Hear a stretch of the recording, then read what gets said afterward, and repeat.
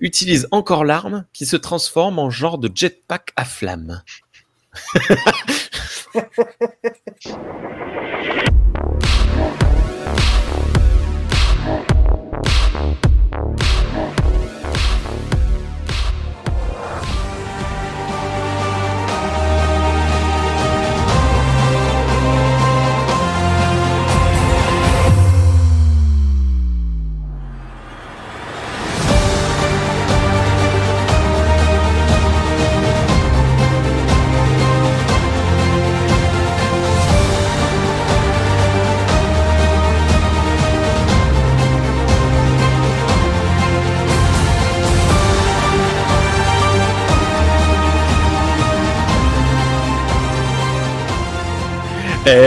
Bonjour, bonsoir à toutes et à tous. Oh oui, bienvenue dans ce tout nouvel épisode de Trek Analyse.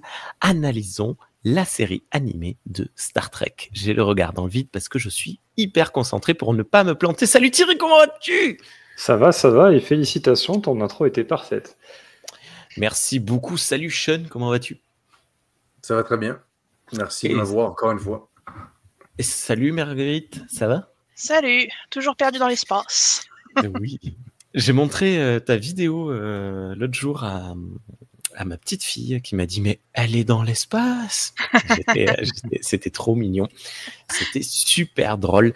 On se retrouve aujourd'hui pour continuer notre périple dans le cosmos de la série animée de Star Trek avec les magnifiques décors que Sean a derrière lui. C'est pas le bon épisode. Mais il y a de la ressemblance. Ça vient de quel épisode, ça hein? Pas celui-là. Je ne me rappelle plus lequel, mais pas celui-là. Mais il y a de la glace. Mais ça fait aussi penser à la forteresse de Superman. De Superman, parce que c'est vrai que Superman vient de sortir. C'est très thématique. Superman vient de sortir, mais aujourd'hui, nous allons parler de Hop, The Slaver Weapon, épisode 14. Hop, avec Spock, Sulu et Uhura en tête d'affiche, qui s'appelle Marguerite en français. L'arme de l'esclavagiste. L'arme des Slavènes. L'arme des Slavènes. Ce qui est très étrange comme décision de traduction de nom. C'est vrai, c'est moi, ce que je ne comprends pas, c'est le titre anglais, en fait. Quelqu'un peut me faire la traduction, à peu près? Slaver, c'est les Slaven. Non, pas... Les slavers, c'est le nom de l'espèce. D'accord. Pourquoi l'avoir traduit, en fait? C'est bizarre. Mais bon, pourquoi pas? Parce que les enfants, ils savent pas que weapon, ça veut dire arme, c'est tout. Non, oui, mais slaver. Pourquoi avoir traduit slaver en slavène? Ça faisait slave, peut-être que c'est les gens de l'Est, les méchants. C'est donc là... C'est donc l'épisode 14 de la série qui a été diffusée le 15 décembre 1973 et qui se déroule à la date stellaire du 4187.3, scénarisé par Larry Niven. Ça se prononce comme ça, Sean? Ou c'est Larry? Larry Niven. Larry Niven, apparemment, il y a plein de monde qui a des choses à dire sur lui. Thierry? Oui, désolé. Donc du coup, c'est un écrivain de SF et de fantasy qui est connu pour son cycle de l'Anneau Monde. Et pour l'épisode, il adapte une de ses propres nouvelles qui s'appelle The Soft Weapon, qui est parue en 1967, donc pendant la diffusion de TOS. Dans laquelle il y a un Andorien apparemment. Non. Et du coup, il a été, je sais pas si c'est Roddenberry ou si c'est Dorothy Fontana qui lui ont demandé de faire un script, mais en tout cas, ça vient de la production de TAS. Et lui, il était plutôt content d'être invité pour écrire un épisode de la série animée. J'ai une citation de lui, il dit « Cela semblait très naturel. Je savais que des auteurs de science-fiction avaient été invités dans la série live-action. Ils avaient façonné la première saison. » Donc du coup, ça c'est intéressant parce qu'on l'a déjà dit plusieurs fois que c'était quand même une particularité de TOS, de faire venir des auteurs de science-fiction de son époque pour adapter des épisodes, soit adapter leurs propres écrits, soit écrire des épisodes originaux pour Star Trek. Et ensuite, il parle un petit peu du processus d'écriture. Et il dit « J'avais du mal à trouver quelque chose, et c'est Dorothy Fontana qui a eu l'idée d'utiliser ma nouvelle The Soft Weapon. Cela semblait assez évident. » Puis il explique ensuite qu'il y a eu plusieurs essais de script avant, parce qu'il testait un peu les limites de ce qu'il pouvait faire dans Star Trek. Donc il y avait notamment des trucs beaucoup plus violents que ce qu'il y a dans l'épisode, qui ont été rejetés. Et j'ai pas eu le temps de noter parce que j'étais en train de lire le guide officiel juste avant enfin non, c'était déjà l'heure de commencer, j'avais pas vu l'heure. Mais apparemment, un de ces scripts rejetés, il l'a utilisé pour écrire une autre nouvelle. Qu'il a réadapté du coup dans son truc à lui. Ce hard weapon. Et il a été récompensé pour ça. Il a eu une récompense pour ce script rejeté finalement. Ça s'appelait 2001 l'Odyssée de l'espace. Petite. Je peux essayer de retrouver. Parce que je crois que je l'avais pas loin dans le bouquin. C'est quoi? The Borderland of Soul. Et il a gagné un Hugo Award en 1976 pour ça. Tu l'as lu, Marguerite? C'est bien les Hugo. Alors, non. Mais là, ces infos-là, tu l'as dans le guide officiel, c'est ça? Tout à fait. Ah, c'était chouette, ça. Non, moi, j'ai été regarder sur Noosphere, parce que c'est un peu la base de référence pour tout ce qui est auteurice de science-fiction, co. Bon, évidemment, Larry Niven, il y a l'Anneau Monde, voilà, qui est vraiment connu. Dans le coup, j'ai un petit peu cherché. Alors, la nouvelle qui a été adaptée pour cet épisode en français, elle est parue en 71 dans un Galaxy. Et cool, en fait, Galaxy. Bah ouais, ça continue. Hein. Je vais publier bientôt un dossier IA dans le prochain Galaxy, donc ça continue. Trop bien. Et, tu vas publier un texte dans le même magazine qui a publié Larry Niven. Ouais, c'est ça. La classe. Et en fait, ce que j'ai trouvé et qui est plutôt cool à savoir, c'est que c'est quand même un auteur assez connu. Donc pour l'Anneau Monde, parce que c'est de la hard science-fiction et un big dump object, donc vraiment un objet immense. Donc c'est un peu un genre impart dans la SF. Et donc, il a quand même gagné pas mal de prix. Il a quand même reçu 4 prix Hugo pour des nouvelles. Alors, pas pour la nouvelle qui a été adaptée, mais pour d'autres. Et un prix un Hugo aussi pour l'Anneau Monde. Et l'Anneau Monde a aussi reçu le prix Locus et Nebula. Donc, en fait, il a vraiment tout raflé, quoi. Le prix Locutus. Locus. Mais c'est vrai que là, il a vraiment tout raflé avec son roman, quoi. C'est un grand classique de la SF, quoi. Et toi, tu l'as lu, Marguerite l'Anneau Monde, si je dis pas de bêtises? Alors bon, j'ai pas trop. C'est de la merde. Alors c'est marrant parce que c'est marrant, Rémi, tu n'aimes pas cet épisode parce que tu t'endors devant. C'est l'effet que ça m'a fait, le bouquin. Après, bon, la SF à papa, c'est chaud, quoi. Hein, les années 70. Moi, j'aime bien. En général, j'aime bien. 60, hein. Les années 60. Il y a même des livres des années 50 qui sont vraiment top. Mais après, voilà, faut s'accrocher. C'est pas toujours facile à lire des fois. Voilà, c'est plutôt ça qui est compliqué. Ok. Et donc du coup, la nouvelle a été publiée en premier dans un magazine de science-fiction, comme ça se faisait beaucoup à l'époque, qui s'appelle World of If, donc le monde des si. Avec des si, on pourrait mettre Lutèce en amphore, comme on dit. C'est pas ça l'expression.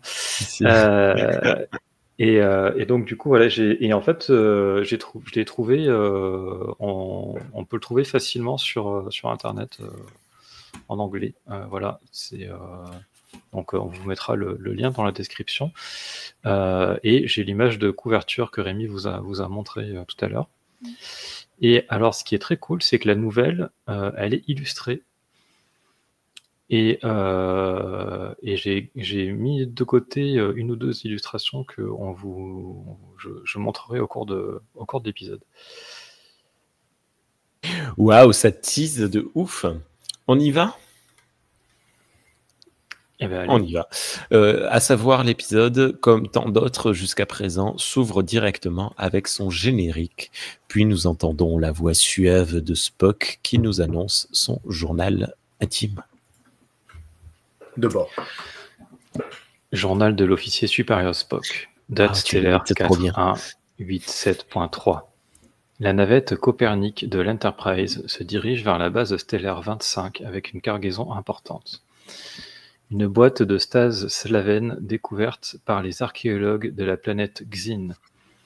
Ces boîtes de stase sont une des choses les plus étonnantes jamais produites par les Slavènes. Le temps s'arrête à l'intérieur d'une boîte de stase. 1 milliard d'années ne signifie rien à l'intérieur. Scène numéro 1, l'épisode s'ouvre sur 3 ou 4 secondes de silence complet avec la caméra qui zoome dans les étoiles. Puis démarre la musique inquiétante de la série animée. Puis d'un coup, on entend la voix de Spock nous donner son journal. Super ambiance de démarrage. Nous suivons donc une navette dérivée de l'Enterprise transportant une boîte vers une base spatiale. Est-ce que quelqu'un parmi T'as pas vous... affiché les captures, Rémi. Oups! Ah, Est-ce que quelqu'un quelqu'un ou quelqu'une parmi vous peut m'expliquer la différence entre le mot spatial et stellaire? Bah, Non. stellaire, alors, interstellaire, c'est entre les étoiles, parce que stellaire, c'est l'étoile. Et tu as dit quoi l'autre mot? Spatial. Spatial, c'est l'espace. Donc, D'accord. Donc quand on dit une guerre stellaire, ça n'a pas de sens. C'est une guerre des étoiles. Quoi? Bah, en La- fait, c'est pour moi, c'est des synonymes, mais qui n'ont pas les mêmes racines, en fait. Ok. Parce que bon, quand on dit dans les étoiles, on parle pas d'être littéralement dans les étoiles, c'est une expression pour dire C'est vrai. qu'on est au milieu des étoiles, on est dans l'espace, quoi. Ok. Le Q Continuum dans Voyager font littéralement faire exploser des étoiles. Ils font des supernovas pour se battre entre eux. C'est ça leur champ de bataille. Donc ça, ce serait une guerre stellaire littérale. Ouais, pour le C'est coup, vrai. oui. Moi, je me lance des bombes à eau et eux, ils se lancent des soleils dans la tronche. Copernic, vous voulez dire des choses sur cette nouvelle, encore une nouvelle navette? bah, celui qui dessine ça, il s'amuse bien, hein. Il arrête pas. Oui, Ouais. bah, je suppose que c'est toujours le même. C'était pas précisé Elle dans la capte- partie que j'ai lue du guide officiel. capte parce que je ne l'ai Canal pas Sat. lu en entier. Mais tu dis ça parce qu'il y a une parabole devant. Oui, voilà. C'est vrai. C'est Ah, cool. bah, c'est comme l'Enterprise. C'est le comment ça s'appelle, le déflecteur. C'est l'antenne Ah, ok. du déflecteur. Ouais, mais ça voudrait dire que ça, c'est pas tout à fait une navette, ça veut dire. Tu sais, ça se veut être un vaisseau de transport un peu plus gros. Et C'est oui, l'ancêtre bah, des c'est ça. runabouts de Deep Space Nine. Ouais, on va dire ça. Il peut Ouais, c'était aller le assez loin. C'est le ce- Captain's Yacht de TAS. Par contre, je suis en train de voir, il a qu'un seul ski. Je sais pas comment on appelle ça. Non, mais c'est son Non, ski il avant. est- Ça, c'est mal fait dans le fond, mais c'est son ski avant. Puis il a deux skis arrière. Si tu Ah, voilà, tu vois c'est ce ça. que je veux dire, tu vois. C'est un triski dans le fond. Waouh. Ok. Le triski de l'espace. C'est un triski, mais une parabole. Ça, au moins, t'es prêt. Il transporte contre le donc vaisseau, une je l'aime bien. boîte vers une base spatiale. Une boîte unique en son genre, comme le dit le journal lu par Thierry. À bord de la navette se trouvent donc Spock, Uhura et Sulu. Et là, je me dis, chouette groupe. Uhura est inquiète. Elle a étudié l'histoire de l'Empire slaveur, ou comment on a dit, Slavène, Slavène en français, oui. et elle nous explique. Je m'excuse, mais je suis assez confus de pourquoi on a traduit slaver en slavène, comme si slaver, c'était le nom d'une espèce. Moi, je l'ai littéralement pris comme esclavagiste, comme si on connaissait moi pas aussi, le ouais. nom de l'espèce et qu'en fait, c'était des esclavagistes connus qui avaient un empire à l'époque. Moi, j'avais pris ça comme ça. Là, les Français ouais. semblent de innocenter cette espèce-là en disant que ben, c'était des Slavènes. Là. C'est genre... Mais moi, j'ai pris ça comme ça. Ah, oui, Ah, c'est d'accord. juste. Parce que esclavagiste, ça se dit pas enslaver? Non, c'est slaver. Ok. Non. Ah oui, donc ouais, vraiment. Ouais. Pour moi, c'est ça. Pour moi, c'était une race d'esclavagistes. C'était un empire, on va dire, malsain, qui envahissait l'espace. tu sais, puis, Qui es-tu pour juger? Non, mais il a j'y étais raison. pas, certes. Il y a quelqu'un qui n'a pas envie d'être réduit en esclavage.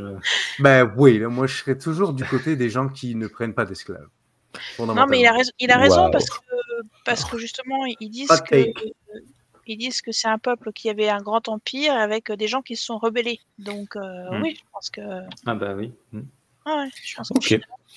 Oui, c'est vrai que c'est du coup c'est un peu naze de la VF. J'avais pas trop réfléchi à ça, mais ouais, c'est un peu naze de la VF d'avoir fait ça. Oui, mais comment l'appeler? L'empire esclavagiste. esclavagiste? Ouais, l'arme des esclavagistes et puis. Ben, c'est littéralement ce que c'est. Esclavagiste. C'est Je ça sais le pas, sujet qu'on traite, quoi. Je sais pas, j'aurais pas compris, moi, tu vois. C'est la traduction littérale finalement. Donc, Uhura nous explique, et c'est un peu confus, que les slavers dominaient toutes les formes de vie intelligentes il y a 1 milliard d'années à peu près. C'est pas du tout, ça veut pas dire qu'ils sont esclavagistes, qu'ils dominent toutes les formes de vie intelligentes. Pardon. Puis, qu'une autre forme de vie intelligente s'est révoltée et a totalement exterminé les slavers. Donc là, Alors, maintenant, c'est première qu'elle avait une question, raison. c'est quoi ça? C'est quoi cette espèce de lore qui sort d'absolument nulle part puis qui est Oui, jamais réadressé En dans termes de toute lore, c'est un l'existence des de pires Star Trek, épisodes quoi. possibles. Non, mais attends. C'est un truc de ouf, quoi.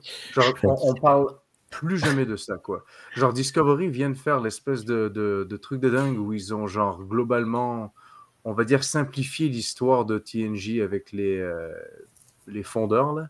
Je me rappelle plus comment ils s'appellent, là, tu sais. Les fondateurs, il n'y a pas de. Ouais, les espèces de fondateurs. Je crois pas Fait que qu'il y là, a de. on Je t'explique crois qu'il y a de que globalement dans l'espace, en tout cas dans notre galaxie à nous, ben, il y avait des fondateurs qui ont comme semé des graines, qui ont créé des humains, puis toutes sortes d'autres personnes. Là. Fait qu'on vient tous de la même espèce. Mais quoi? Est-ce que c'est eux qui se sont révoltés?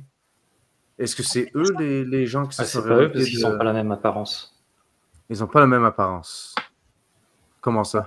Toi, tu parles d'un slaver. Il nous montre un slaver à un moment. Ouais. Alors, on Et sait pas ils n'ont pas la même apparence que les fondateurs qu'on voit dans la nouvelle génération. Non, mais est-ce que les fondateurs, c'était l'une des espaces que les slavers avaient comme dominé? Ah Et ouais, du coup, tout de suite, t'es parti dans les théories, en fait. L'une des espèces qui s'est révoltée, ben, la principale, du coup, c'est elle. Et c'est elle qui aurait repris. Puis, comme il ne restait plus personne, tout le monde était éliminé, ils ont commencé à semer des graines pour repopuler. Genre, j'en sais rien, moi. Ouais. Mais c'est juste parce que... C'est pas con. J'en perds mes règles. Mais... Ouais, j'ai une règle d'1 mètre qui vient de se casser la gueule. Mais je sais pas, genre, on n'adresse plus jamais ce sujet-là, jamais de l'univers de Star Trek, genre de l'existence de Star Trek, je trouve ça assez drôle. Et du coup, ils ont dû bien se marrer quand ils ont vu que sur Terre, on s'est mis à faire de l'esclavagisme pendant plusieurs centaines d'années. Petits joueurs.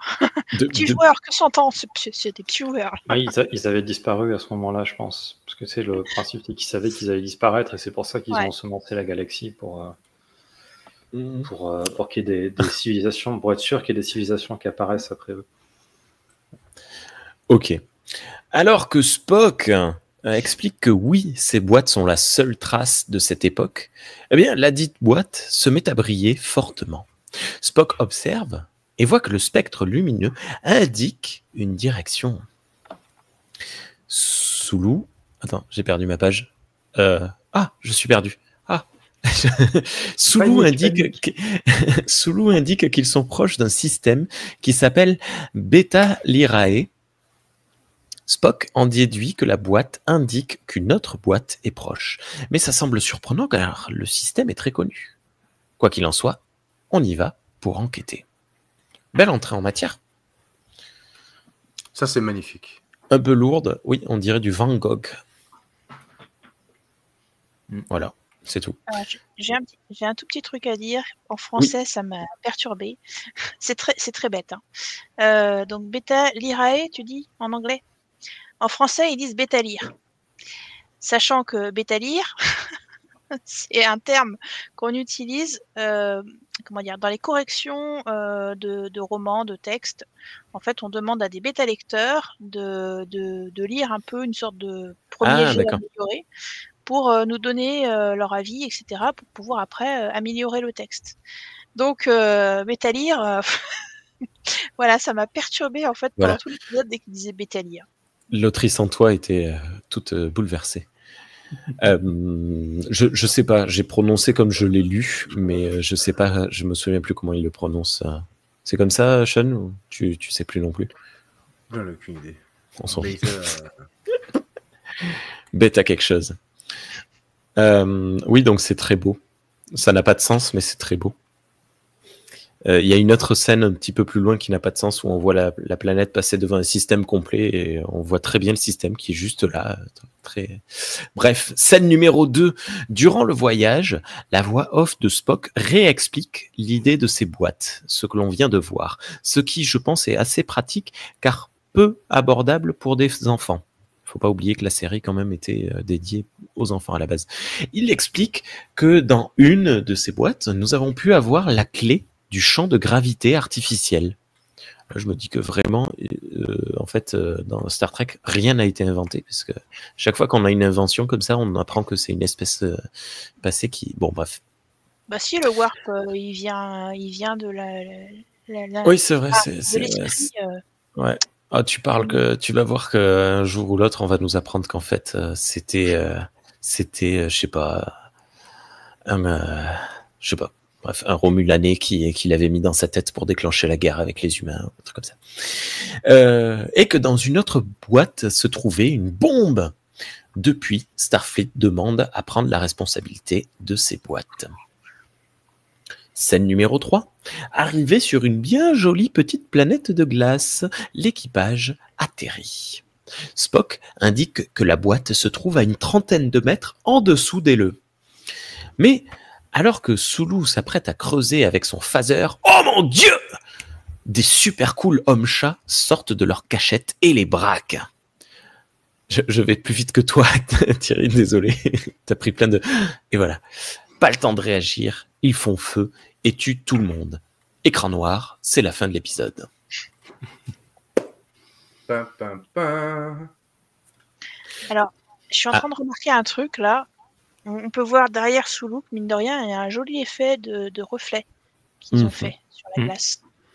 Donc, Oui, elle a été bien travaillée, en fait, la glace. C'est très joli. Ah, mais de toute façon, voilà. On n'arrête pas de se foutre de la gueule les décors sont toujours beaux. de série, mais voilà. C'est impensif, mais les décors sont beaux. Scène numéro 4. En fait, non, ils ne sont pas morts. Dans ce qui semble être une grotte couverte de glace, se trouve un vaisseau tout rose, et dedans, les trois se réveillent.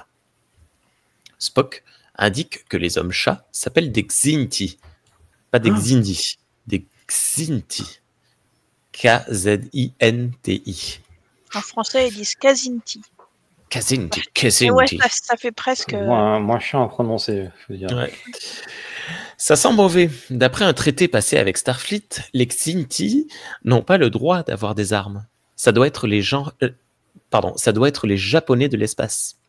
Le groupe est coincé sur ce que Sulu appelle une toile de police, un genre de losange en toile d'araignée qui, je suppose, émet un chant quelconque. Bien vite, entre trois Xinti, dont un qui a l'air mal en point. Pardon. Spock explique qu'il est télépathe. Rapidement, Spock met une tactique en place. Il sait que les Xinti considèrent les femmes et les Vulcains comme inférieurs et qu'ils sont exclusivement carnivores. Il incite donc, Sulu à penser à des légumes crus. Yes. Raconter l'histoire de Papa Dino. Ah oui, à la maison, on a un livre qui s'appelle Papa Dino et Maman Dino. Et en fait, il y a deux livres. Il y en a un qui s'appelle Papa Dino et il y en a un qui s'appelle Maman Dino. Et je sais plus dans lequel des deux. C'est l'histoire, en fait, à chaque fois, c'est la même. C'est un petit diplodocus qui est avec son papa ou sa maman et qui perd son père ou sa mère. Et à la fin, il rencontre, à chaque fois, il croise plein de dinosaures et il leur demande s'ils n'ont pas vu son papa ou sa maman. Et par exemple, il croise un vélociraptor et il lui dit: t'as pas vu mon papa? Et le vélociraptor, il lui dit: est-ce qu'il court très très vite? Est-ce qu'il a des plumes comme moi? Et il répond: non, il a pas besoin de courir, c'est le plus grand de la jungle, tout, il est immense, blabla, etc., etc. Et à la fin, dans les deux cas, il rencontre un tyrannosaure. Et le tyrannosaure, il est très intéressé par le bébé dino. Mais le papa ou la maman dino arrive et dit au bébé dino: viens, on va aller manger. Et là, le T-Rex, il dit: manger des feuilles. Bah, et il s'enfuit parce qu'il a peur des herbivores. Et ça m'a fait penser à ça immédiatement quand j'ai entendu cette histoire de penser à des légumes crus, ça va les terroriser. Spock indique également à Uhura d'avoir l'air conne parce que les Juste femmes comme ça, Xinti, le prochain Jurassic World, il va y avoir une scène où ils se font chasser par un tyrannosaure, puis il y a quelqu'un qui se met à manger une salade, tu vas puis le voir. tyrannosaure va s'enfuir. C'est comme ça qu'ils vont régler le problème. Voilà.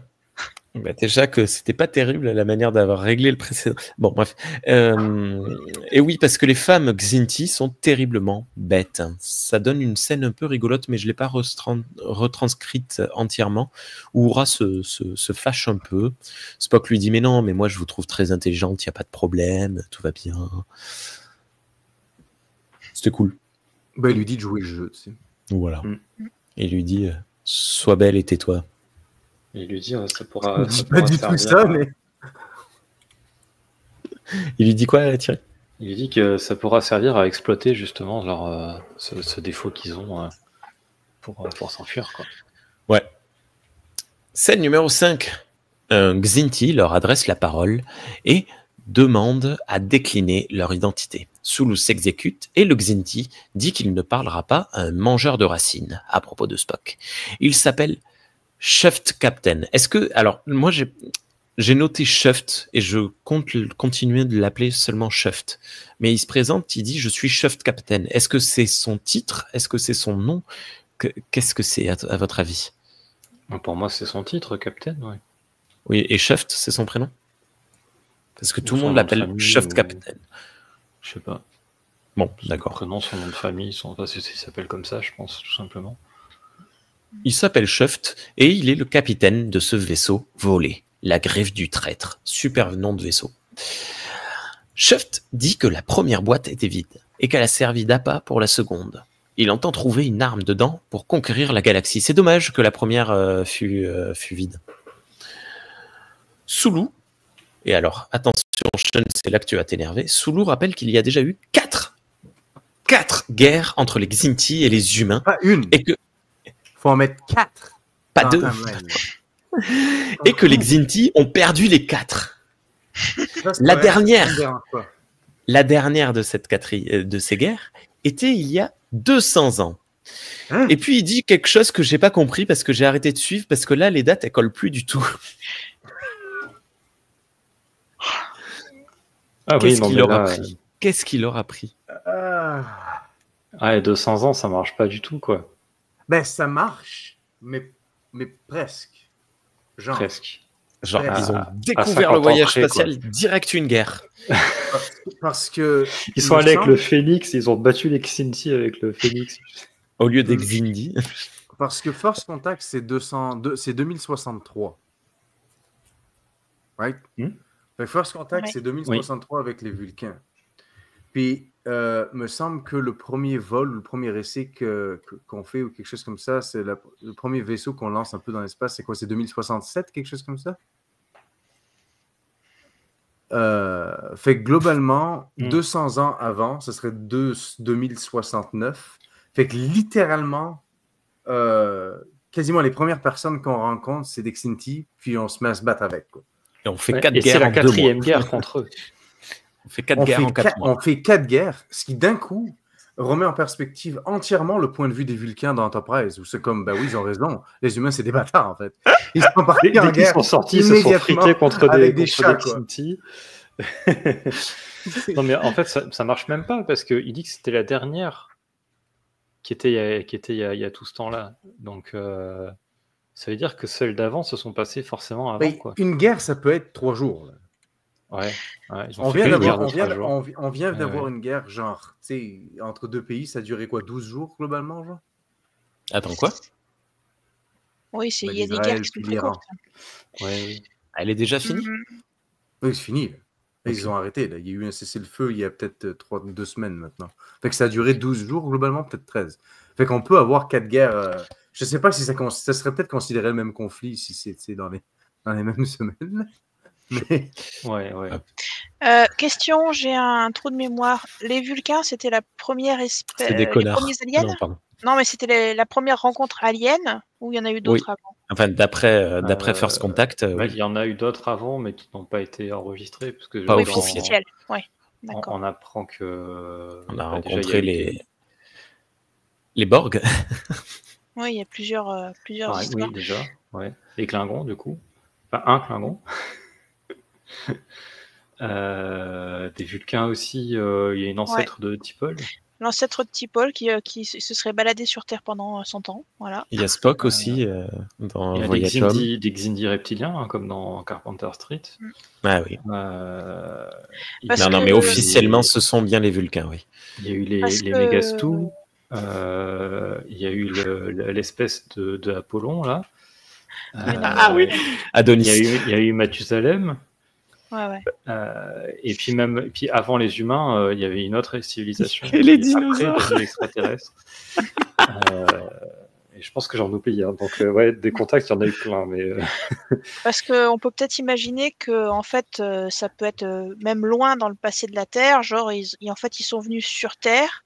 Ils ont eu une broutille pendant quelques jours. Ils ont dit, waouh, c'est la guerre. Et puis voilà. C'est oui. pas forcément. Ouais, mais je pense que pour le coup, on s'en serait. Enfin, les gens. Du coup, le premier contact avec les Vulcains, les gens auraient. Enfin, je pense que les gens s'en seraient souvenus s'il y avait eu des hommes chats à oreilles de chauve-souris qui seraient venus se battre avec eux quand même.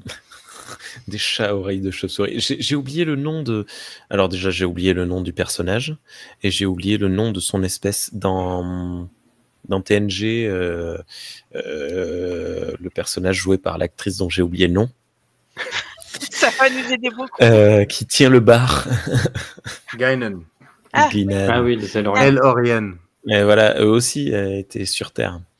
Bon, bref, quoi qu'il en soit, Cheft a hâte de ramener l'arme à son gouvernement. Oups, c'est le mot de trop. Sulu vient de prouver que ces pirates sont des tocards et travaillent pour le gouvernement Xinti.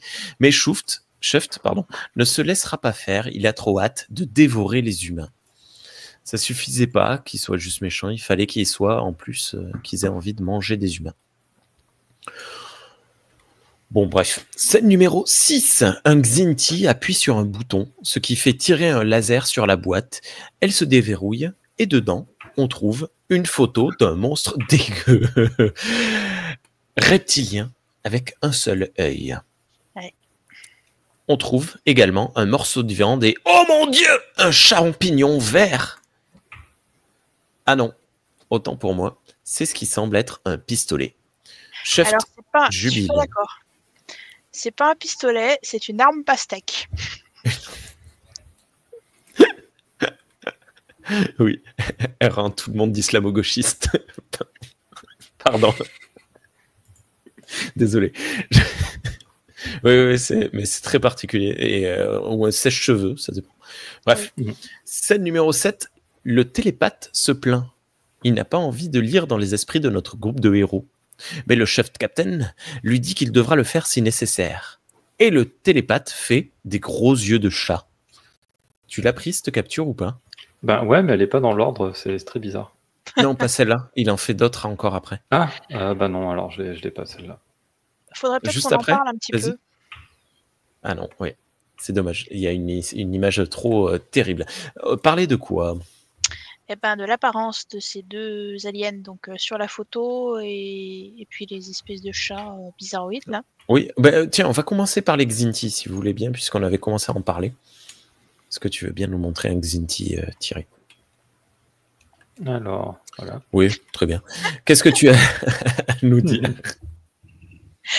Bah en fait, moi, ce qui m'hallucine, en fait, la première fois que je l'ai vu, parce que donc je vous rappelle en plus que c'est la première fois que je vois cette série et cet épisode, je me suis dit, il a un masque sur le visage. Je me suis dit, en fait, c'est un peu genre super-héros avec son masque rouge autour des yeux. Et après, on a vu le gros plan, on a dit, mais c'est quoi ce délire, quoi? J'ai hésité à faire une blague là-dessus, ouais, Ah, mais j'ai rien trouvé, du coup j'ai rien dit, ouais. En C'est plus, des chats, ratons, laveurs, chauves-souris de l'espèce. entre les oreilles tombantes et la tronche, on dirait vraiment le pauvre, il est sous acide, c'est pas possible. Enfin, je sais pas, il a pris quelque chose, hein, parce que c'est violent. Hein.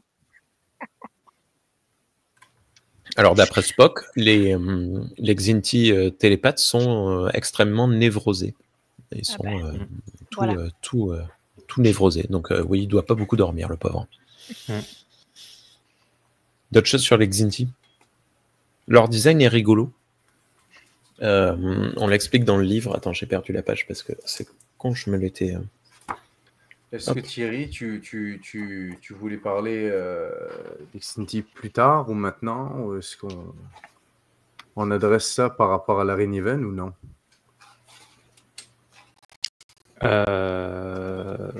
Alors moi, j'ai jamais rien lu d'autre de Larry Niven, donc je saurais pas s'il y a des infos sur lui et les Xinti. Ah, ok. Je peux pas C'était mieux les comme donner. ça. Oh, il est trop mignon. Bah oui, là, il était mignon, quoi. Ouais, mais lui, il apparaît plus Vous tard. parlez de celui-là? Ouais, Ouais. Non, lui, et non, lui, et non. lui, il est dans un épisode à la fin, là, à la fin Non. de la saison. Il apparaît plus tôt. Ah ouais? C'est pas... Il apparaît. Ah, il est dans le conseil dans The Time Trap. Ah oui. Eh ouais. Ah oui, Oui. excusez-moi, c'est parce que je ne l'ai pas vu avec vous autres, le Time Trap. Dans ma tête, il était plus loin. Ah. Là, je vous ai partagé l'arme, on en manufacture, je partage mon écran, on en fait de nos jours. Donc, vous êtes capable d'aller trouver. Voilà. Vous êtes capable d'aller en trouver. Des vous-même, sèche-cheveux pastèques. Incroyable. Merci, Sean. Juste, tu sais, ça coûte pas cher. Là. Non, Larry Niven, littéralement dans l'une de ses histoires, il a développé une espèce qui s'appelle les Xin. Fait que les K-Z-I-N, pas les Xinti, mais les Kazinti, c'est quand ils sont plusieurs, c'est le pluriel dans le fond. Kazin, c'est singulier. Ah, oui. Puis il a développé cette race, puis en fait, c'était une race complète qu'il avait déjà développée pour ses histoires à lui et qui n'était pas canon à Star Trek avant qu'il les intègre dans Star Trek, en fait. Donc, tout le lore qui vient de ça, les femelles de cette espèce-là sont complètement stupides, etc. Tout ça, ça vient de son univers à lui, science-fiction, et son univers à lui est assez comme pessimiste, négatif, dystopien, si on veut. Donc, ils ont adapté ça lors de l'épisode Star Trek. Énorme. Et ça a quel créé roman? des... je me rappelle plus. C'est dans l'Anneau Monde ou ailleurs? Je sais pas. Il faudrait que j'aille chercher là-dedans. Mais ça a l'air qu'il était quand même assez prolifique comme écrivain. Puis voilà. Donc, ça vient entièrement de ça. Puis ils ont pris ça, puis ils ont mis ça là-dedans. Ce qui a créé des problèmes lorsqu'on a voulu se resservir de Xinti. Parce que là, d'un coup, tu parles de droit, parce que tu es une espèce complète qui appartient à quelqu'un d'autre. Donc, du coup, je ne sais pas comment ils se sont débrouillés, mais ils ont réussi à mettre des Xinti dans Lower Decks récemment. Donc, ils ont dû résoudre des problèmes de droit. Si ça date des années 50 ou 60, si sa famille n'a pas renouvelé les droits, ça appartient à Star Trek. Oh. Et du coup, toi, t'en as lu des trucs de Larry Niven? Parce que j'ai demandé à Marguerite, mais j'ai pas pensé à vous demander à vous. C'est de 73, là. Non, je n'ai rien lu. Je ne lis rien. Okay. Je ne suis pas un lecteur. Je ne lis rien, mais c'est drôle parce que je lis jamais les œuvres en tant que telles. Mais je sais pas pourquoi. Genre, j'ai pas le temps de lire les œuvres.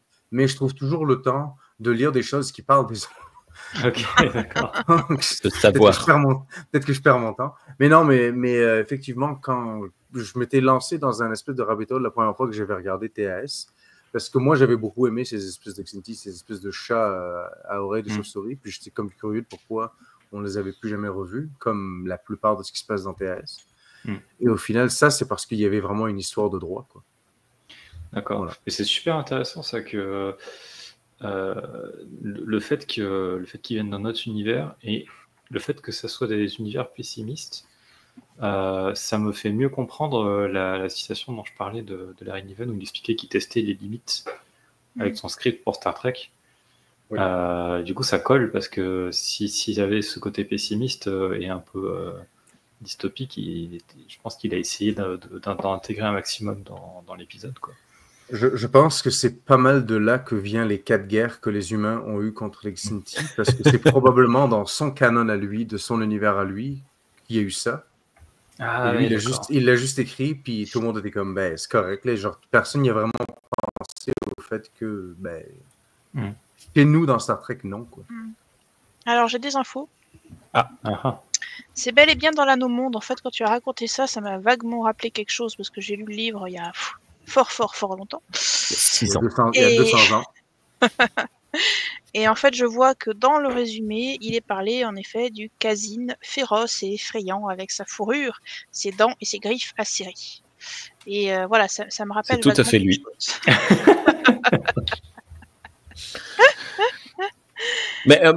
Mais en même temps, j'ai quand même pas envie de l'emmerder parce que quand je vois ses dents, ses canines, voilà quoi. C'est lui. Sean- C'est pas Alors. tout à fait la même chose, mais Ok. Là, il a rencontré Rick et Morty. non, c'est plus Warhammer 40 000, là, honnêtement. Ouais, avec, oui, voilà. Oui, c'est ça, un tigre dans Warhammer 40 000. Bon, bref. Allez, reprenons le cours. Scène numéro 8. Dehors, on voit à nouveau les trois sur une toile de police.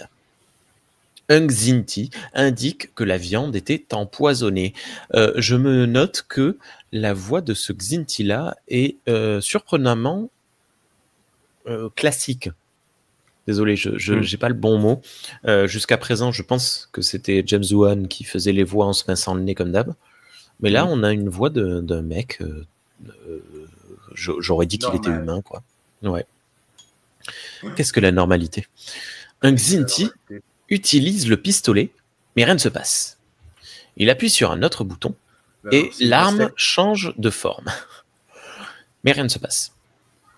Le télépathe se plaint car Sulu lui projette des images de légumes mâchés par des dents plates. Ouais.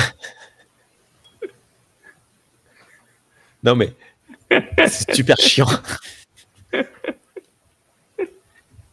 C'est très drôle. Pour être très franc, tu t'imagines, t'es là en mission, puis en permanence, t'as un gars qui te projette des images de genre, il est en train de manger des cafards vivants, genre. C'est super chiant, quoi. Je vois ça comme un mec qui fait ça tout le temps. J'aurais des Hulkers en permanence. C'est arrête, quoi. Oui. Moi aussi, je serais blasé. Oui. Quand il le dit, là, à ce moment-là, c'est très drôle. Mais par contre, en termes de rythme, c'est assez effroyable. J'ai oublié de vous demander au début de l'épisode ce que vous avez pensé de l'épisode, mais c'est pas grave. Ah, j'ai oublié de donner les notes aussi. Bon, tant pis. Je finis la scène, je ferai tout. Est-ce que tu l'as regardé en entier? Alors, bon, ben tant pis. Allez, tant pis. Eh bien, oui, c'est la toute première fois que je vois la fin de cet épisode. Hey.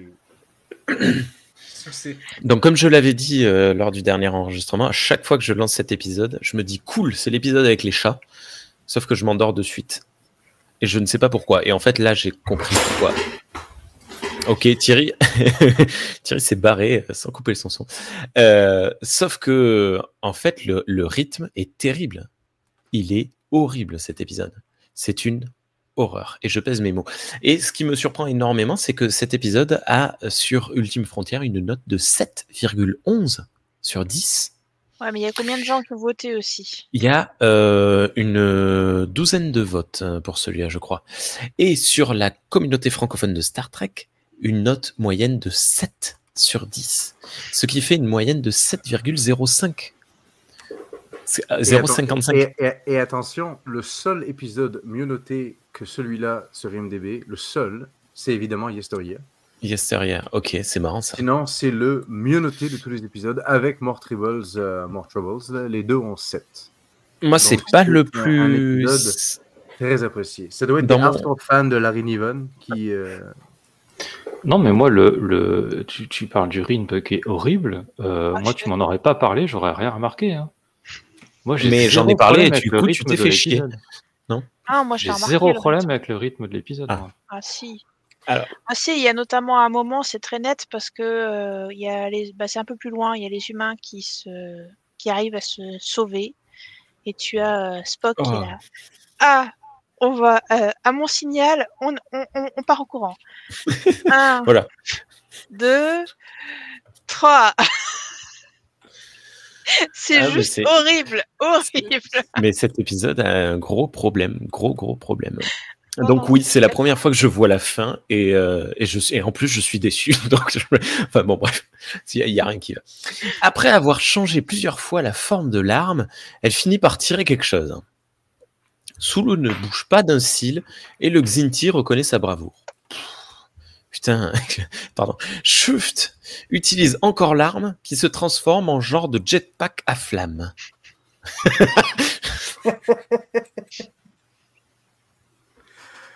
Ah, j'adore les gags visuels. Puis, celui-là est très réussi, honnêtement.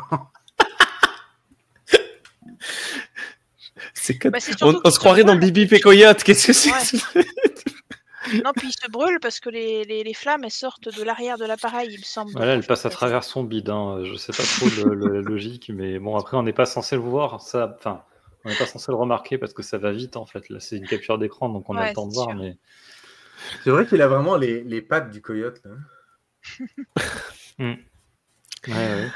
Emporté par l'arme, il bouscule Uhura qui sort de la toile de police et s'enfuit. Mais, tu voulais dire quelque chose? Eh ben, voilà une illustration de la nouvelle dans sa première publication dans le magazine dont je parlais tout à l'heure. Voilà. Et du coup, c'est vraiment frappant parce que c'est...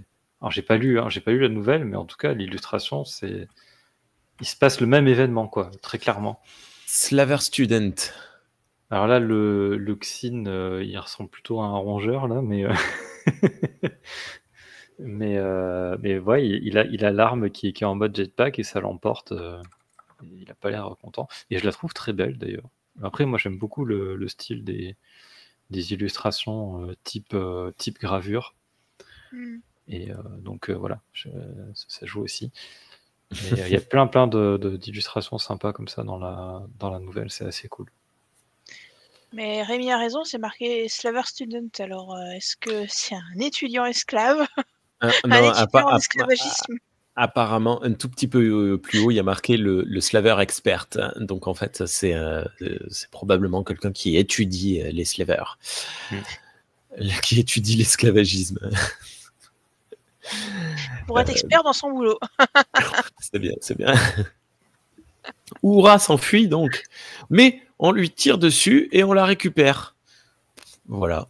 Dans le même temps, le télépathe voit sa combinaison déchirée après avoir été percuté par Schuft. Donc, il vient de ne rien se passer. Scène numéro 9. Après le réveil d'Uhura, on apprend que le télépathe est retourné dans le vaisseau. Uhura est triste. Il fut un temps, il courait le 100 mètres en battant des records. Mais bon, quelque part, je peux pas lui en vouloir. Elle a des bottes à talons et le sol est glacé. Schuft appuie encore sur un bouton. Et cette fois, toute l'énergie est coupée. La grotte est éteinte et la toile ne fonctionne plus. Alors, comment ça se fait que les ceintures de Spock, Sulu et Uhura fonctionnent toujours? Je ne sais pas. Ni une ni deux. Poser la même question, ouais. C'est très étrange. Ni une ni deux, Spock ordonne la fuite en zigzag. Alors, tu as vu, Marguerite, tu viens de nous dire qu'il avait mis 3 heures. Moi, par respect pour lui, j'ai dit que c'était ni une ni deux, mais en réalité, oui, ça dure super longtemps. C'est à 3 secondes, quoi. Alors, il ordonne la fuite en zigzag. Alors, Uhura et Sulu courent en ligne droite l'un derrière l'autre. Et Spock fonce mettre un coup de pied sauté à Schuft et ses copains. C'est incroyable. C'est super drôle. Il va tellement vite que son bouclier ne le suit pas. Et ça, c'est pour accentuer le geste, et ça marche très bien visuellement. Je me moque gratuitement. Puis, Spock ramasse l'arme et s'enfuit.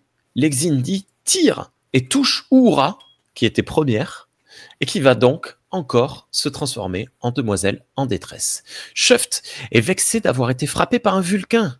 Spock et Sulu vont donc échafauder un plan pour récupérer Uhura. D'après Sulu, l'arme est un outil d'espion. Elle change de forme et elle n'est pas nécessairement dédiée à tuer. Regardez-moi ça, elle fait même bilboquer. Maracas. Maracas géant. Scène numéro 10. Alors que Sulu et Spock analysent l'arme, le vaisseau Xinti sort de la grotte. Schuft appelle Sulu. Donnez l'arme ou paf, pastèque. Coupure pub. Aucun sens. Scène numéro 11. Sulu répond à Schuft. Ok pour la meuf, mais quid de Spock? Schuft répond. Il va venir m'affronter en 1v1. Sulu répond. Non merci. C'est quoi? Il répond Enfin, non. Il répond non surtout parce que Spock donne les probabilités. Oui, alors en fait, j'ai analysé leur anatomie et donc ma probabilité de le battre est de je sais plus combien. 16 contre 1. Ouais, Ouais. il va Donc non, perdre. j'y vais pas, il n'y a pas d'honneur, c'est ça? Non, s'il Chef. va Non, perdre. dans l'autre sens. Dans l'autre Non, sens. c'est d'accord. l'autre sens, oui. Ah, moi j'avais compris ma probabilité de gagner. Non, de non, il 16 va mourir. Ah bah, Il va se faire non, buter, quoi. voilà, tout à fait. Mais l'autre, Chef. il a des. Il va se faire arracher la jugulaire à coups de dents. Il a des cotes. Il a des cotes quand des renforcements verticaux, il a dit. Waouh. C'est un truc de dingue. Tu pourras Comme pas les jamais Ok, c'est bon. Et, Ah, j'ai pas Moi, compris je- ça, moi. moi, je trouve ça très drôle, le truc du on vous donne un défi, machin, puis non. Non, C'est non mal. merci. C'est parce qu'il y a un défi que tu es obligé de le relever, quoi. Donc, Non, je non, trouve mais ça c'est drôle. bien. Mais une fois de plus, en termes de rythme, ce qui vient de se passer juste avant la coupure pub, Shuft dit rendez-nous l'arme, on vous rend votre femelle. La fin de la coupure pub. Sulu On négocie pas avec des terroristes. dit bon, et qu'est-ce qu'on fait de Spock? C'est-à-dire qu'il n'a même pas répondu à cette question-là. Donc, en gros, non. Et l'autre, il lui dit ok, ben envoie-moi Spock et je le bats. Mais enfin, ce dialogue est complètement.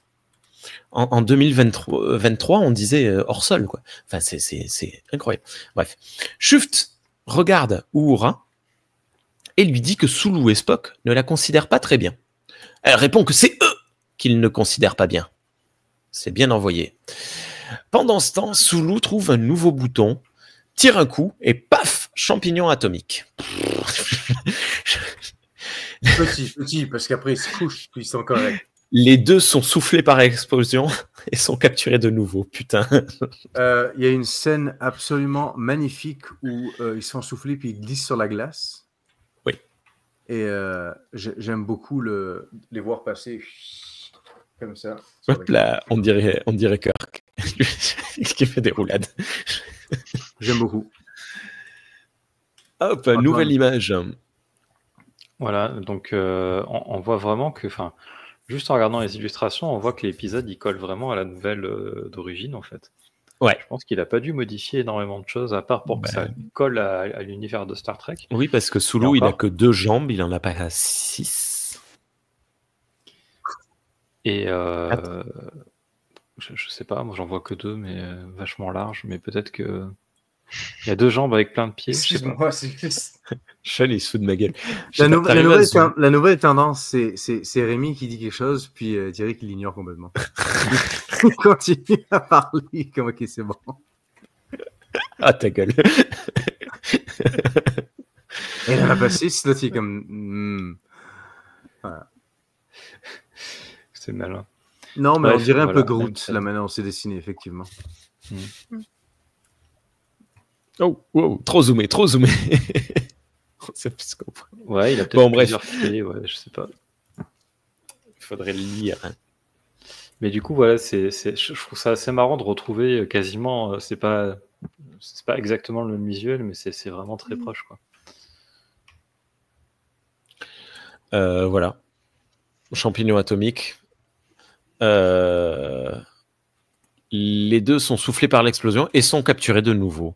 Putain, mais j'en ai marre, quoi. C'est affreux. Si le truc que tu te dis là, c'est que s'il avait visé un truc proche, ils auraient été vaporisés, quoi. Ouais. Heureusement qu'il est malin sous l'eau. Et le vaisseau avec, je pense, parce que là, tout le monde serait mort, en fait. Et là, tu réfléchis à ce qu'a fait le Xinti tout à l'heure quand il a tiré au pied de Sulu. Et tu te dis, imagine. Bref. Scène numéro 12. Dans le vaisseau Xinti, Shuft trouve une nouvelle position pour l'arme qui génère de la puissance. D'après Spock, c'est plutôt un dispositif de communication. Tu vas un peu vite. Ce qui effraie les Xinti parce qu'ils pensent que les armes sont empreintes de l'âme de leurs précédents propriétaires. C'est épuisant, tout pour ralentir, quoi. Enfin, on nous rajoute des trucs. Shuft se met à... C'est du lore sur les Xindi, c'est intéressant. Ah bon. Bah, c'est étonnant quand même que l'arme elle puisse changer de forme de 36 000 façons sans être entre guillemets réveillée avec l'IA qui est dedans. Enfin. la sorte d'IA qu'elle Ah devient. oui, c'est vrai que ça, elle aurait peut-être pu se réveiller plus tôt. Mais bon. Shaft C'est ça, en fait, qui est bizarre. se met à parler avec l'arme, qui lui dit qu'elle ne sait pas ce qu'il se passe lorsqu'elle dort. Bon. Elle refuse également de lui décrire sa précédente mission. Ok, bon, bah là, pour le coup, toi qui réclames du lore, Thierry, t'es pas un peu blasé? C'est classifié. Shaft lui demande la position d'arme pour tirer des champignons atomiques. L'arme lui répond un truc à la con et Shaft et Shaft se retrouve avec une forme qui ne correspond pas. Mais ça, il ne le sait pas. Tin, tin, tin. Scène numéro 13. Dehors, Shaft utilise l'arme dans le vide. Pendant ce temps, Spock refait le cheminement de pensée de l'arme qui se conclut à là où nous nous retrouvons. L'arme explose, emportant avec elle tous les Xinti. Sulu nous fait une Indiana Jones se plaignant que l'arme aurait eu sa place dans un musée. Mais Spock dit que c'est très bien comme ça, car elle aurait probablement attiré la convoitise des Klingons. Bah, pas Chouette juste les fin. Klingons, je pense qu'il... Oui, il dit les Klingons ou d'autres espèces agressives. Résolution un petit peu rapide, mais assez cool. Non? Rien d'autre à dire? Ah bah si. T'as tellement... j'ai l'impression que t'as rushé le résumé puis t'en as profité pour dire du mal de l'épisode tout le long. Alors qu'en fait, il y a plein de Tu vas nous dire que t'aimes bien le vaisseau parce qu'il est rose. Oui, bon, d'accord. Non, mais en fait, le truc, c'est que du coup, je sais pas quoi dire parce que j'ai pas pris assez de notes. Mais moi, c'est un épisode que j'aime bien. Je passe un bon moment devant. Il se passe plein de trucs. Le rythme, mais non, il se passe rien. Uhura s'échappe deux fois. Elle se fait capturer dans la seconde où elle s'échappe. Là, je suis d'accord avec toi. C'est très dommage d'avoir fait une équipe aussi cool. Parce que du coup, c'est des personnages qu'on voit, à part Spock, c'est des personnages qui interviennent pas souvent, déjà dans la série originale et dans la série animée encore plus. Et là, ils ont un peu leur épisode à eux. Et puis, Uhura, qui avait l'occasion de briller, finalement, à chaque fois qu'elle essaie un truc, ça foire, quoi. Et ça, c'est un peu frustrant. Ça, et l'histoire est construite entre le groupe est dans la prison, dans le vaisseau, le groupe est dans la prison à l'extérieur du vaisseau. Le groupe retourne en prison dans le vaisseau, il retourne à l'extérieur en prison. Puis, une dernière fois dedans. C'est 2 points. Aller-retour. Dans une nouvelle, ça marche très bien, je pense. À voir, tu le liras peut-être et tu nous en feras une critique un jour, si tu veux. Mais ça marche bien parce que je suppose qu'il y a beaucoup de dialogues, des descriptions, ce genre de choses. Mais là, il ne se passe rien dans cet épisode. On appuie sur un bouton, ça transforme l'arme, on tire, il se passe rien. On rappuie, ça la retransforme, on tire, il se passe rien. On rappuie 4 fois, 5 fois, 6 fois. Et puis d'un coup, ça fait un champignon atomique. Ah oui, super, bien. Enfin... Non, il se passe des trucs qui t'intéressent pas, c'est pas pareil. Moi, j'aime bien cette dynamique on a un truc bizarre et on va expérimenter avec pour voir ce que ça fait. Et t'as un peu les étapes du truc. C'est fait en plus, c'est rigolo parce que c'est ça qui est marrant aussi, c'est que c'est fait par des gens qui sont pas hyper adaptés à la méthode scientifique. Donc, genre, ils ont des prisonniers, ils les mettent devant, ils se disent, leur tirent on va dessus tester sur eux. Bon, voilà. Qui réfléchissent pas trop. C'est tout le gag de la fin, quoi. C'est que tu as les personnages, du coup, qui, à travers les expérimentations des Xinti, tu as les 3 personnages qui eux-mêmes font leur enquête de leur côté. De l'Enterprise qui essaye d'analyser un peu ce que c'est que ce truc. Tu as Sulu qui dit un truc intelligent, ça arrive pas souvent, ça fait plaisir, qui déduit. C'est pas sa faute, c'est déjà il dit pas grand chose. Il est mal écrit dans cette série. Bref.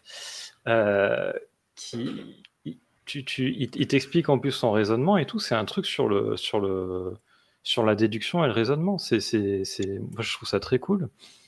Ok. Oui, je suis... non, je suis assez d'accord. Honnêtement, le seul truc qui me bug vraiment un peu, c'est que nos amis à nous, là, Sulu puis Spock, Et Aura, dans le fond, ils s'en servent eux-mêmes de l'arme, en fait. Parce que je vois ça comme une espèce de leçon, dans le fond, où si on trouve une technologie qui est complètement inconnue, qui vient d'une époque passée, normalement, pour commencer à l'analyser ou t'en servir ou juste l'observer, ben, normalement, tu fais ça vraiment avec des conditions sécuritaires, quoi. Tu peux pas te mettre à le tester n'importe où, n'importe quand. Puis je pense que ben, les Xinti ici, ils s'en servent de n'importe quelle façon, ils savent pas ce qu'ils font. Puis ben, ils explosent puis ils meurent. Donc, tu sais, la leçon est quand même assez claire. C'est juste dommage que nous autres, de notre côté, notre petit Soulou, ben, il fait la même chose, quoi. Genre, Là, pour moi, ils le font parce que ils sont un peu pour le coup, ils sont dans une situation un peu compliquée. Et du coup, ils se disent que peut-être qu'ils vont pouvoir s'en sortir grâce à l'arme, quoi. Bon, finalement, non. Mais bon, je peux comprendre le truc c'est le seul truc qu'on a sous la main, on va essayer de faire quelque chose avec, quoi. Mais c'est vrai qu'ils auraient pu se contenter du mode qu'ils connaissaient, qui envoie des rayons, ça leur aurait fait comme un phaser. Et voilà. Après, on n'aurait pas eu l'info du fait que effectivement c'est l'arme que cherchent les Xinti et qu'il faudrait surtout pas qu'ils s'en emparent, quoi. Nicolas Martin, si tu nous écoutes, va expliquer la méthode scientifique aux Xinti. Ok. Bon, et toi, Marguerite Bah, l'épisode lui-même, non, ça m'a pas emballé et je me suis pas mal endormie aussi, quand même, comme toi. Voilà. Okay. Dis-toi que ça fait quand même une dizaine d'années que je la regarde, cette série. Non, ouais, il y a des problèmes de rythme notamment. Et bon, la fin est pas mauvaise, mais enfin, je trouve ça marrant que ce soit fait par le même auteur. Où, voilà, dans l'Anneau Monde, j'ai pas beaucoup de souvenirs, mais ce que je me souviens, je me suis ennuyée comme pas possible, quoi. J'ai vraiment eu du mal à le lire à cause de ça. Et je pense que là aussi, quoi, il y a un problème de rythme, oui. Okay. Ça doit pas être sa came, en fait. En fait, il aime pas la SF. Non, mais au niveau du rythme, c'est pas son point fort, quoi, ça c'est sûr. Et après, je voulais juste rebondir sur ce que tu disais. Ouais, ce serait intéressant de lire la nouvelle. Et en fait, c'est ce que j'ai fait il y a quelque temps. J'ai comparé la nouvelle et vous savez, Arena, l'épisode avec le Gorn. Kirk. En fait, c'est issu d'une nouvelle qui s'appelle aussi Arena, écrite par Fredrik Brown, donc qui est assez connu pour ses nouvelles plutôt humoristiques. Mais voilà, là, il avait fait une nouvelle sérieuse, quoi, on va dire. Et c'était assez marrant en fait de comparer les deux, parce que en fait dans sa nouvelle, il avait fait des trucs encore plus kitsch. Ça paraît difficile, mais oui. C'était pas un Gorn en fait dans la nouvelle qu'il affronte, c'est une sphère rouge. Oh. Voilà, il y a et il y a une sorte de champ de force qui empêche de s'empoigner directement. Enfin voilà, il y avait toute une réflexion, mais de base, ils ont vraiment repris les mêmes principes. Donc tout ça pour dire que oui, c'est intéressant de comparer les deux supports. C'est vrai que là, j'ai pas pensé à lire la nouvelle avant, tout simplement parce que j'ai regardé l'épisode au dernier moment. Mais ouais, ce serait intéressant de comparer. Thierry, tu as la foi de comparer vu que tu as aimé l'épisode. Tu vas aimer lire la nouvelle. Je sais pas. Il a des devoirs imposés maintenant. Scène numéro 14 et ultime scène dans la navette, conclusion de l'épisode. Uhura rigole avec ce qu'il vient de se passer. Les Xinti, c'est dommage, je me suis planté sur la dernière itération, ne sont pas prêts de se défaire de leur superstition sur les armes. Ha ha hi hi ho ho. 3 ou 4 secondes à nouveau dans le vide interstellaire, puis on voit la navette partir dans l'espace. Mais c'est pour ça que ça t'endort en fait, c'est que dès le début de l'épisode, on te met dans l'espace pendant plusieurs secondes. Donc oui, c'est obligé. C'est vrai que j'aime pas trop la SF moi non plus, de manière C'est générale. du motion picture avant The Motion Picture. Non, mais ça, Ouais, ça quand même, ça vient au crédit de l'épisode. Le démarrage, cette ambiance, vous l'aviez noté, cette ouverture, 3 secondes de poum, rien. Puis d'un coup, la musique qui commence. Et pareil, la fermeture de la même manière. C'est très étrange. Bon, c'est tout à fait bienvenu. Sur Netflix, tu peux regarder les épisodes en accéléré, tu sais, à 1x5. Je veux dire, en 1h30. Peut-être que tu devrais essayer de le regarder en 1h30. Peut-être qu'en 10 minutes. J'essaie ça ce soir. Je l'avais déjà fait une fois. J'avais déjà regardé un épisode en accéléré parce que j'avais pas eu le temps de le regarder. Donc, du coup, je l'ai regardé en accéléré juste avant de. Et tu ne l'as pas dit? Non, je ne l'ai pas dit. Fondamentalement, ça change pas vraiment le visionnage. C'est juste que, tu sais, il faut s'habituer. Les quelques premières minutes sont comme OK. Mais voilà. C'était lequel? Je me rappelle plus lequel c'est. Ah. Mais je me rappelle que Spock parlait pas vraiment de manière posée. Il était comme capitaine. Il était vénère. Ok. Moi, j'aime bien cet épisode. J'ai vraiment rien contre. Honnêtement. Merci, merci. Non, à part le fait que le lore est un peu comme littéralement explosif. Là, on te fout genre 4 guerres dans une espèce de 2 années où on pourrait pas. Ouais. Je sais pas vraiment où on pourrait rentrer ça. Puis, je sais pas. Peut-être qu'ils se sont trompés. Peut-être que Spock il se trompe. Là, je sais pas. Peut-être que, tu sais. Techniquement, tout ce qui se passe à l'écran, c'est canon. C'est Sulu qui dit ça? Ouais, bah, peut-être qu'il s'est trompé. Là. C'est pas parce qu'ils l'ont dit à l'écran que, comment dire, si un personnage parle d'un événement à l'écran, ça rend pas l'événement canon. Ça rend le fait que le personnage en ait parlé canon. Waouh! Donc, peut-être que l'événement lui-même, peut-être qu'il ne s'est pas passé comme ça ou à ce moment-là. Peut-être qu'il s'est trompé. Peut-être que lui, il a arrondi il y a 200 ans. C'était il y a 150. Je sais pas. Peut-être qu'il a dit arrondi 4 alors que c'était 1. Ouais, en plus. Non, mais sinon, moi, au contraire, moi, j'aime bien les chats. J'aime beaucoup l'humour de l'épisode. J'aime les chats. Non, mais j'aime ces chats. C'est peut-être ça. Hein. Moi, je préfère les chiens aussi. Ah bah peut-être que si c'était des chiens, peut-être que tu préférerais. Mais non, j'aime les gags visuels. J'aime l'espèce de pensée qui est avec Xinti qui lisent qui peuvent lire les pensées, ben ils sont constamment déprimés, quoi. Je vois, ça me fait rire. Je vous présente Jerry. Oui. Coucou Jerry, tu dis bonjour. Mais puisque tu parles des gags visuels, je trouve que visuellement, il y a plein de trucs assez cool dans l'épisode quand même. Mais il est beau. En plus, tu sais, je trouve que oui, c'est beau. Attends, en vrai que le début, hop là, je speed un peu. Genre la scène d'atterrissage de la navette, déjà, c'est vachement sympa avec le paysage derrière et tout. Moi, j'aime bien. Et il y a des trucs un petit peu qu'on n'a pas vu encore dans la série animée. Tu vois, t'as une espèce de perspective forcée. Ouais, ça c'est cool, c'est très cool. Avec la navette qui est sous un angle un peu stylisé, qui a été dessinée comme ça exprès, je pense, en plus. Plutôt que de réutiliser simplement, comme ça s'est fait ça se fait dans d'autres épisodes, juste le même visuel de navette, et puis les gens posés devant, là il y a quand même un effort de mise en scène, quoi. Pareil ici. Non, je suis parti trop loin. Je suis où? Là, le travail sur la main hein, aussi. Hein.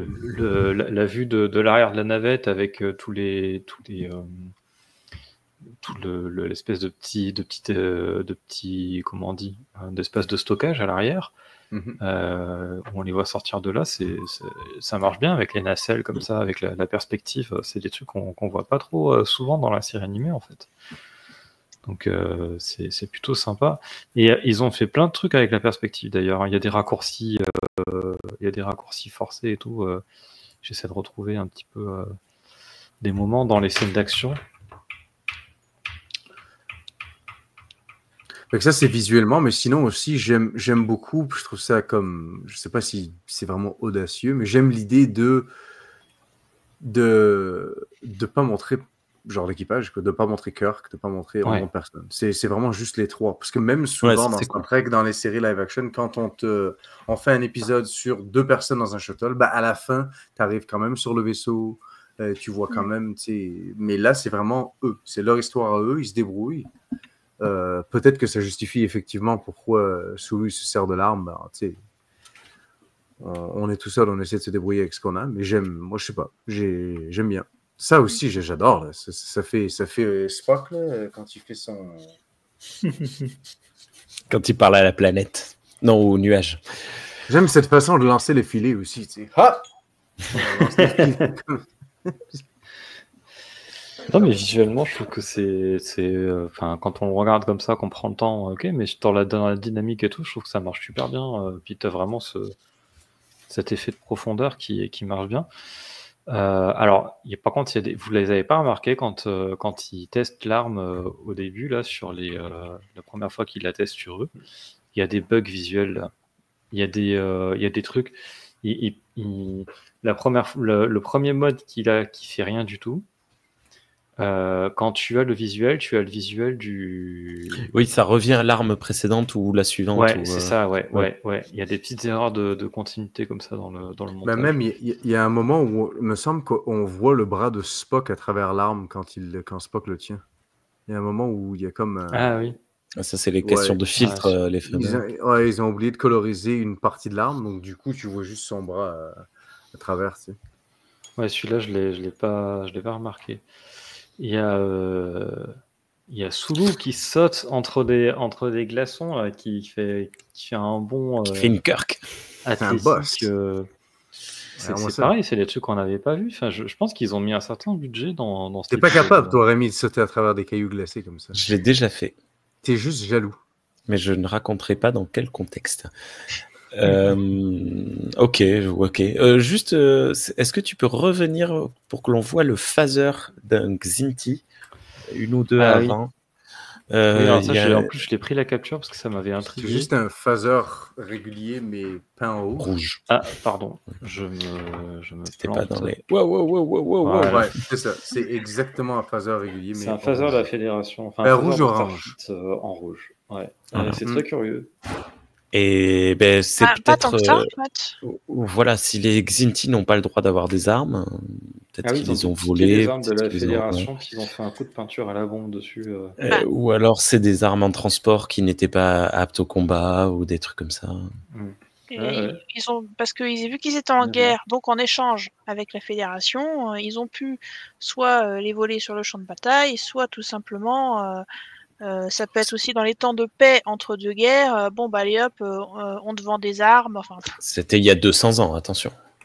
Ouais. D'ailleurs, ça fait 200 ans qu'ils n'ont plus le droit d'avoir des armes. C'est chaud. Bref. Non, mais voilà, petit truc. Les Xinti n'ont aucune. Il y en a 4 ou 5, je sais plus, et sont tous différents. Celui-ci est un petit peu plus massif que les autres. Oui, c'est vrai, ça. D'ailleurs, on avait rigolé dans. Comment ça s'appelle Les le relais signal. Ah oui, ouais. Où, toutes les femmes étaient des copier-coller les unes des autres. Et là, c'est vrai qu'ils ont fait un effort pour les Xinti. Ouais. C'est plus rigolo à dessiner des hommes chats que des femmes. Oh. Peut-être. Pour eux, peut-être, je sais pas. Ouais. Bref, ok, voilà pour notre avis sur The Slaver Weapon, l'arme des Slavènes. D'autres choses à dire? Oui, c'est Majel Barrett qui fait la voix de l'IA de l'arme. C'est toujours Majel Barrett. Non, mais on dirait vraiment la voix de l'ordinateur un petit peu. Là. Ouais, sa spécialité, c'est les voix d'ordinateur. Donc, voilà. Je suis de la même opinion que Sulu. C'est assez dommage qu'on ait perdu cette arme. Ils auraient pu le mettre dans l'un de leurs machins top secrets.